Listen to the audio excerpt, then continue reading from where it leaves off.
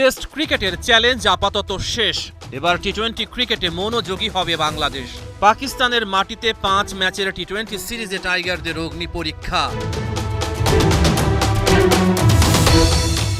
পিএসএলে খেলতে পাকিস্তানে আছেন রিশাদ হোসেন ও নাহিদ রানা। পাকিস্তানের কন্ডিশন সম্পর্কে দুই টাইগার তারকা নিচ্ছেন ধারণা। ভালো করতে থাকা রিশাদ হোসেনকে হঠাৎ করেই বেঞ্চে বসিয়ে দিয়েছে লাহোর কালান্দার্স। তবে কি টি-20 সিরিজের আগে পাকিস্তান ভেঙে দিতে চায় রিশাদের আত্মবিশ্বাস? পাকিস্তানের মাটিতে ভালো ক্রিকেট উপহার দিতে চায় টাইগাররা। ওই সিরিজের আগে আরব আমিরাতের মাটিতে আরব আমিরাতের বিপক্ষে জোড়া ম্যাচ খেলে ঝালাই করে নেবে কনফিডেন্স আর টিম কম্বিনেশনটা।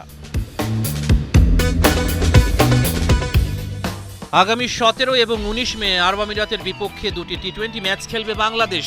দুটি ম্যাচই হবে শারজা ক্রিকেট স্টেডিয়ামে। এই মুহূর্তে সবচেয়ে বড় প্রশ্ন, কে হচ্ছেন বাংলাদেশ টি-20 দলের নতুন কাপ্তান? নাজমুল শান্ত দায়িত্ব ছেড়ে দিয়েছেন। তবে কি সবশেষ সিরিজে দারুণ নেতৃত্ব দেয়া লিটনি কি ফুল টাইম ক্যাপ্টেন্সি পাচ্ছেন? 2026-এ ভারত ও শ্রীলঙ্কায় টি-20 বিশ্বকাপ। আরব আমিরাত এবং পাকিস্তান সফর দিয়ে শুরু হচ্ছে টাইগারদের বিশ্বকাপের রোডম্যাপ। 5 মে ঢাকায় প্র্যাকটিস শুরু করবে টাইগাররা। 14 তারিখ শারজায় যাওয়ার কথা। রহমান পেয়ার, 71।